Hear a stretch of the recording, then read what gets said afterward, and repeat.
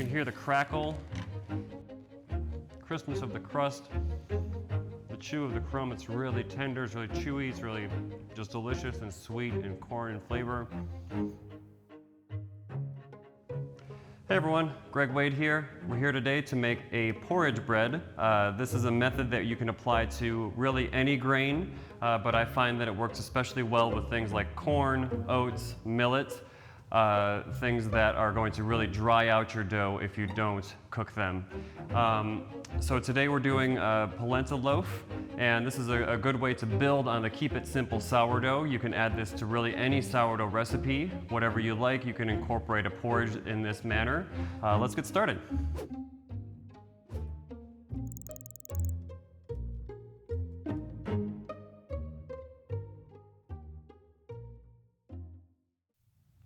All right, everyone, the first step in making a porridge bread is going to be making the porridge, or in this case, a polenta. So I'm using kind of the blanket term porridge for any time that we're cooking a grain before adding it to the bread. What we're gonna do is take our water, add it to the pot, and then really nice heritage cornmeal. So this is an orange Droey cornmeal. It's open pollinated and it's just a really, really bright orange kernel color, which is fantastic. Remember, we want to support people growing really delicious and nutritious and healthy grain and crops. So this is from a farmer friend of ours, and a little bit of salt. We're going to mix this up until all of the cornmeal is dispersed, and then we're going to move it over to the heat.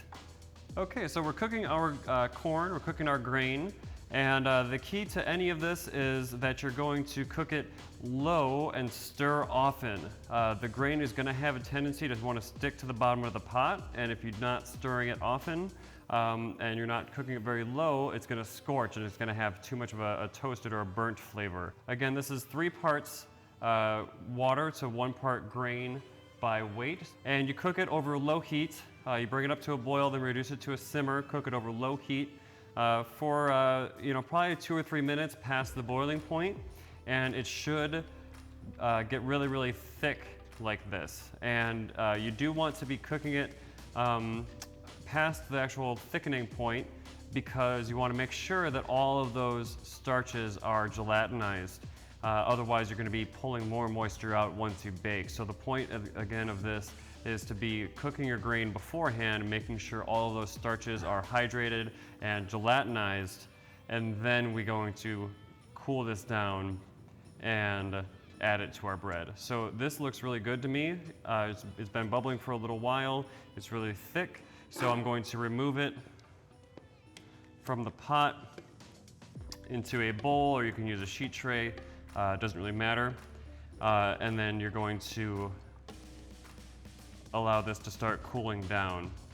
You can do this if you got the time. You can do it the day before. It doesn't really matter. You just store it in the fridge once it's cool. And then the next day, when you're going to be putting it into the bread, make sure to pull it out to room temperature beforehand to let it temper. You don't want to be adding something very, very cold straight from the fridge to your dough, otherwise it's going to have trouble fermenting. So you want this to be at room temperature, whether you cook it today or whether you cook it the day before. Make sure that you either let it come to room temperature from heat or from cool. It doesn't really matter. So we're going to let this rest while and cool down while we mix our dough. Okay, so now that our polenta is cooked and cooling, we're going to start the AUTOLYSE process on our actual bread. Now remember, this is the process that we're allowing the flour to start absorbing water and developing really long gluten chains.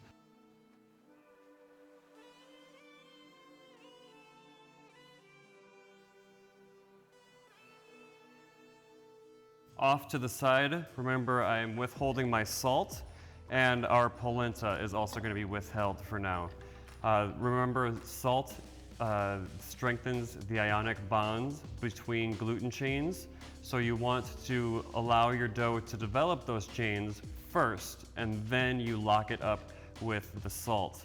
So all I do is my wet ingredients in the bottom of the bowl, followed by my dry ingredients on top, and then I squeeze into it such as this until all of the flour is absorbed.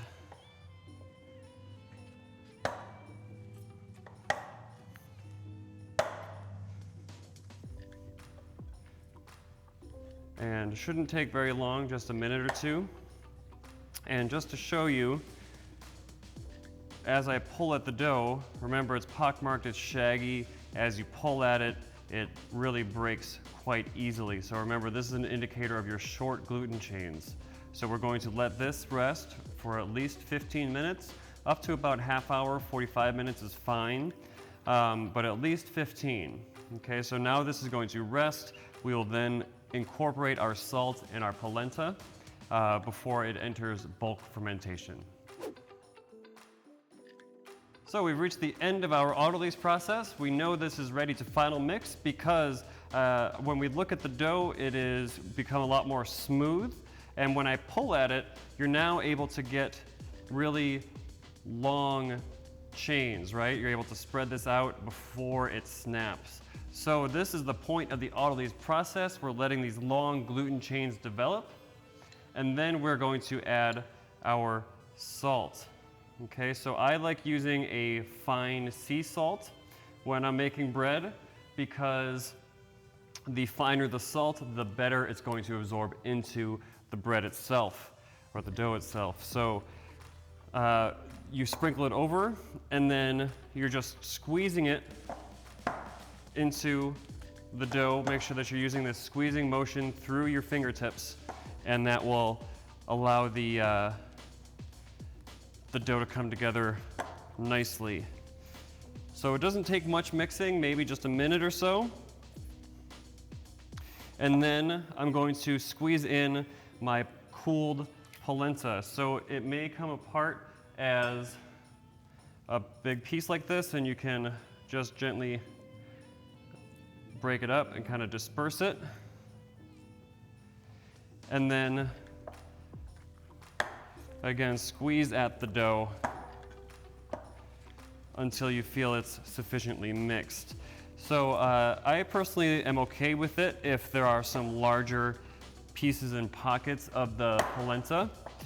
It's just going to be kind of a nice contrast from the dough and the bread itself.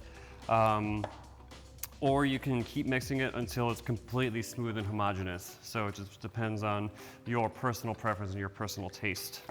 Okay, so just this squeezing motion and folding the dough around itself in order to incorporate that polenta nicely. Okay.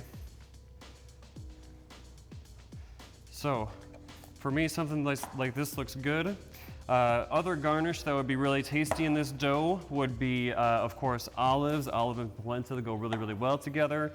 You could do chunks of cheese if you are into that sort of thing. You can do ground, dried Italian herbs. You know, really dealer's choice. Black pepper would be a simple and good choice for this. Or you can just do the really nice polenta, okay? So you just squeeze it in until it's mixed like this, and I'm going to call this done. So this is now going to enter bulk fermentation. This is going to last about 3 hours, and we are going to fold it every 45 minutes. This should be fermenting at room temperature now for about 3 hours. All right, we are in bulk fermentation. This is one of the most important steps in your bread making. And this is where your dough develops a lot of character, flavor, extensibility, workability. That's what we're going for here. So it's a super, super, super important step.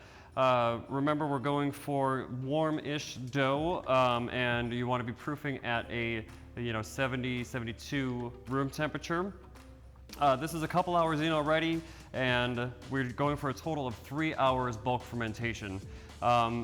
During this bulk, what we do is fold the dough to develop strength, but also to incorporate a little bit of fresh oxygen, which is needed for fermentation. So you can see that my dough has already risen a little bit. We're getting some larger air bubbles here, which is great.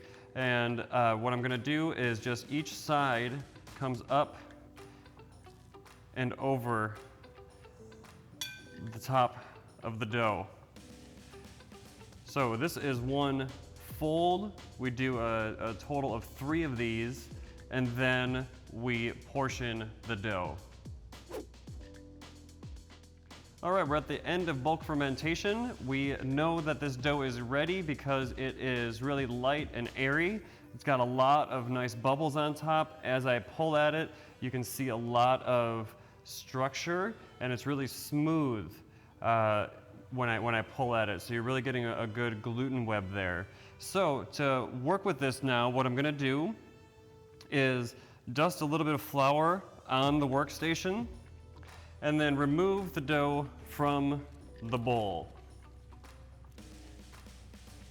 such as that. Just a little bit of flour on top to be able to work with it, and then divide the dough in half. Okay? Now what I'm gonna do is round the dough, and this is called pre-shaping. The reason we do this is to even out the piece of dough before we go and final shape it. It's always going to be a much more even final shape if you work with something nice as your pre-shape. We are also going to start developing a little bit of tensile strength around the dough itself, which is going to trap gas. Anytime that you are talking about fermentation, the tighter that you're able to get this piece of bread, the more gas it will trap, just kind of the way that it works. So our motion is going to be, I'm going to bring this in front of me, and you don't want to be shaping on top of flour. A little flour around is fine, but you don't want to be shaping directly on top of it. What I do is go up with the bench scraper, and then I turn it 90 degrees, and then I pull straight back down, and then I use my left hand to guide. So up, turn it 90, left hand guides it. If you find that it's sticking to you, dip your hand in flour like I did, and then up and back down, up and back down, until it is smooth and round and really taut. So as I press on it, you see that it's really springing back quite readily. So this is a good pre-shape, and what we're going to do is now let this rest for about 15-20 minutes to let it slacken a little bit. We will then final shape it.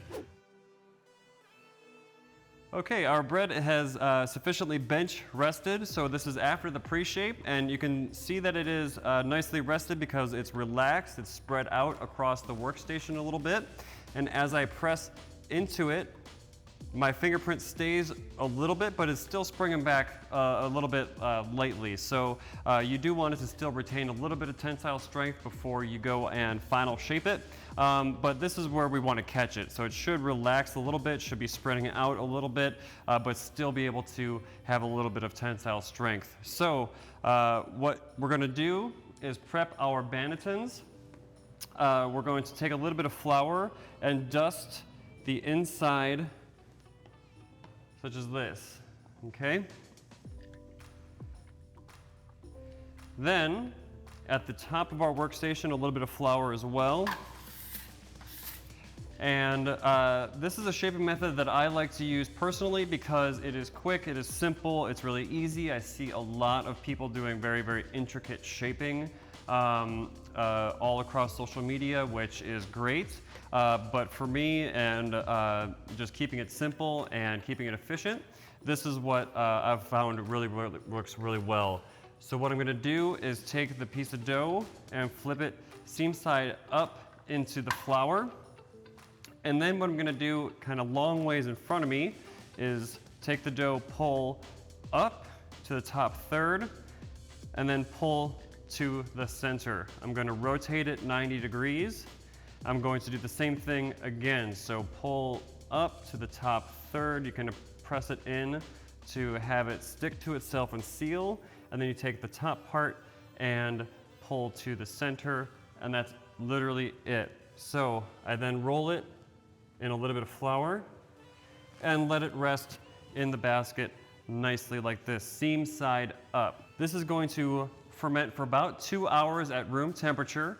before we put it into the refrigerator overnight for 24. So what you're looking for is for these to be very nicely risen. Should be pretty voluminous in the basket here and should feel like it has a ton of air in it. That's when we will go and refrigerate it overnight. All right, let's bake this bread. It has been rising for 24 hours in the refrigerator. It feels really good. I'm pressing on it. It's springing back for me. And what I'm gonna do is take the pan out of the oven. We've been preheating the Challenger pan, the base and the lid together at 475 for about an hour. So I'm gonna grab the pans from the oven.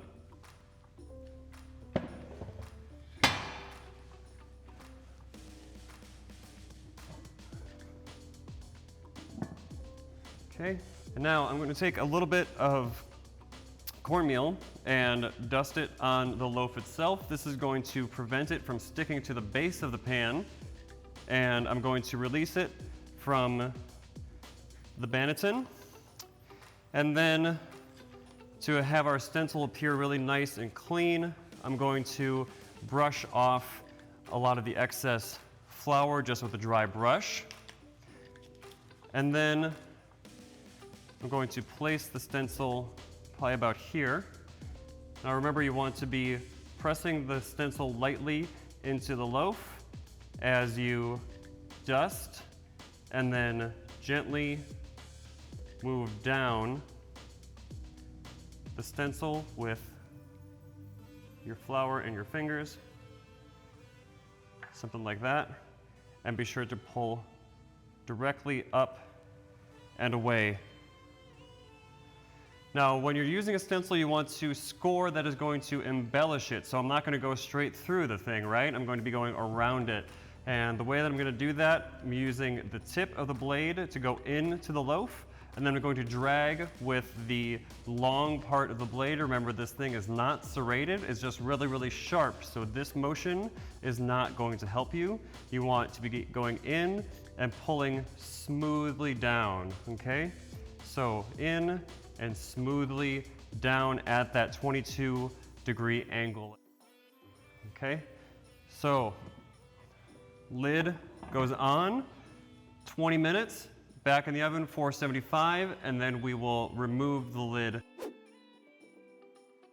Okay, so our bread has been baking at 475 for about 20 minutes, and it's time for the big reveal, one of the most exciting parts about any bake.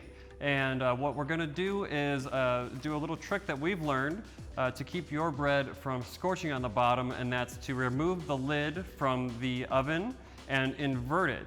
And then we will be setting the base of the pan into the lid and then returning it to the oven until our desired crust color is achieved. So I'm gonna remove the lid, invert it, and place the loaf in. You can see our nice stencil here, which turned out great.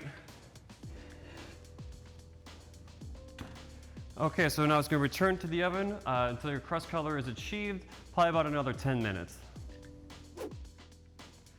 All right, our bread has been in the oven for a total of 30-35 minutes or so. Again, you're going for crust color right now, so whatever you like your bread to be baked to, this is what you're going for.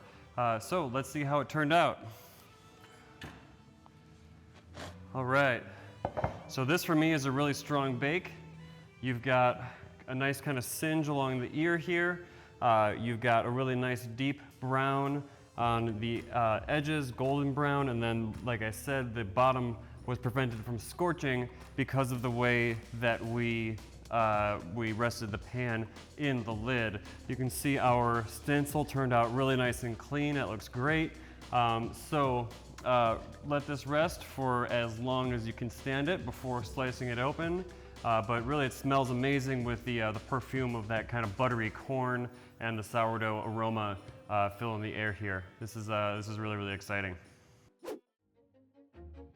All right, so we've let our bread cool a little bit. I'm really excited about this. The smell of the buttery corn is in the air. I'm just going to cut into it. You can hear the crackle, and Really just the steam comes open. You can see some nice large air pockets in there. It's weighed down a little bit by the heaviness of the polenta, but you can see that our hard work with that AUTOLYSE process and the sourdough fermentation really did us some good there with the internal structure of our bread. It's very, very soft and tender and supple and moist, and that's really something special. So I'm going to cut this one more time. And the crispness of the crust, the chew of the crumb, it's really tender, it's really chewy, it's really just delicious and sweet and corn in flavor.